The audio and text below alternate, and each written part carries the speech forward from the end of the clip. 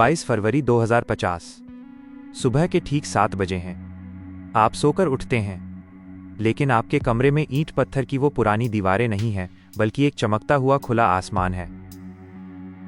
सड़कों पर गाड़ियों का वो शोर हमेशा के लिए खत्म हो चुका है, क्योंकि आज सड़कें जमीन पर नहीं, हवा में तैर रही हैं। आपका बिस्तर आपकी धड़कनों को समझता है और आपका घर आपकी हर जरूरत को आपसे पहले ही जान लेता है। दोस्तों, आज के इस एपिसोड में हम सिर्फ कोई सपना नहीं देखेंगे, बल्कि उस हकीकत को जिएंगे जो हमसे महज 25 साल दूर है। तैयार हो जाइए साल 2050 की उस जादुई दुनिया के सफर पर, जहां नामुमकिन जैसा कोई शब्द बचा ही नहीं है। अब दिन की शुरुआत किसी लैपटॉप से नहीं होती। आपके दिमाग में लगी न्यूरलिंक चिप आपको सीधे ग्लोबल डेटाबेस से जोड़ देती है। कल रात जब आप सो रहे थे, आपके दिमाग ने वो सब सीख लिया जिसे पढ़ने में आज सालों लग जाते हैं।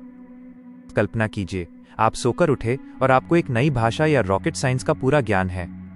अब स्कूल और कॉलेज कोई बिल्डिंग नहीं, बल्कि सिर्फ एक सोच की बात है।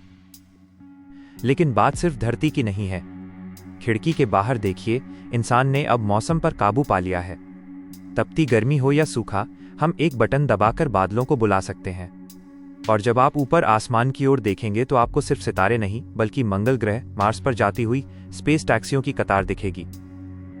मंगल अब कोई वीरान ग्रह नहीं, बल्कि हमारा दूसरा घर बन चुका है, जहां इंसान ने अपनी नई बस्तियां बसा ली हैं।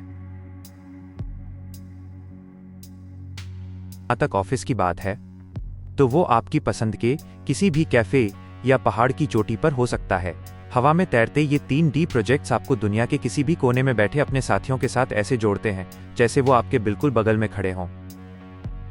आपकी खिड़की के बाहर अब कंक्रीट के जंगल नहीं, बल्कि आसमान को छूती वो इमारतें हैं जो खुद ऑक्सीजन पैदा करती हैं।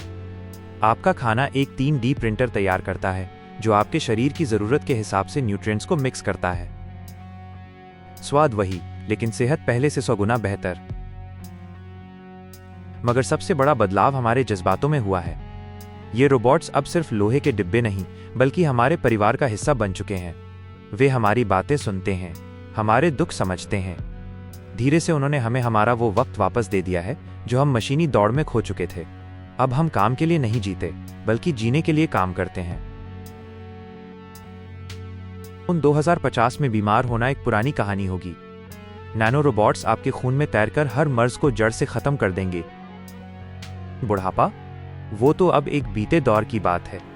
80 साल की उम्र में भी आप 25 साल के जवान जैसी फुर्ती रखेंगे। मौत अब अचानक नहीं आएगी, बल्कि इंसान ने अब अपनी मर्जी से मरना सीख लिया है। लेकिन क्या होगा अगर मैं आपसे कहूं कि शरीर के मरने के बाद भी आप जिंदा रहेंगे?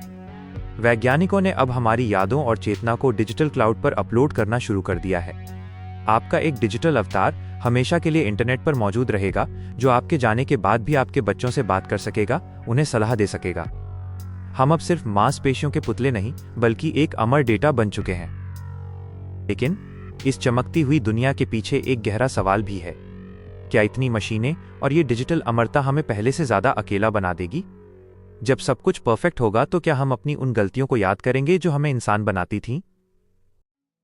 2050 की ये सुबह इंसानियत के एक नए जन्म की शुरुआत है।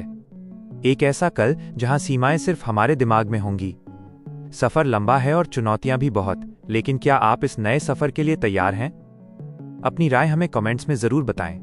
भविष्य की इस झलक को देखने के लिए शुक्रिया। मिलते हैं कल की एक और नई हकीकत के साथ।